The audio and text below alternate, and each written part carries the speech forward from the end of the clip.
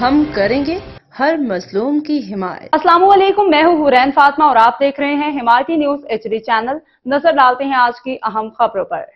اسلام آباد پاکستان اور IMF کے درمیان بجٹ مذاکرات میں اہم پیش رفت سامنے آئی ہے۔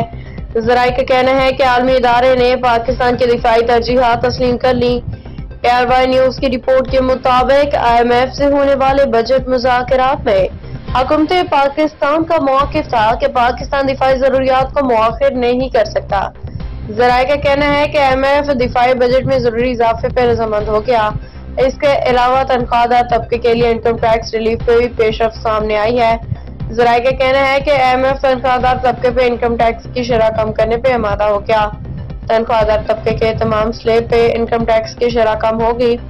ذرائع کے مطابق انکم ایکٹ کی شق 129 میں رعایت انکم ٹیکس میں کمی سے متعلق IMF ٹیکس فری آمدن کے سالانہ حد 6 لاکھ سے بڑھنے پہ بھی آمادہ ہے۔ ماہانہ 50,000 کے بجائے 83,000 روپے تنخواہ ٹیکس فری ہو سکتی ہے۔ ماہانہ 1 لاکھ تنخواہ پہ انکم ٹیکس 5 سے کم ہو کے 2.5% ہو سکتا ہے۔ 1,83,000 تنخواہ پہ انکم ٹیکس کی شرح 15 سے کم ہو کے 12.5% ہو سکتی ہے۔ خبر رہیے ہر جگہ ہر وقت، جانیے ملکی و غیر ملکی حالات و واقعات یقین کے ساتھ۔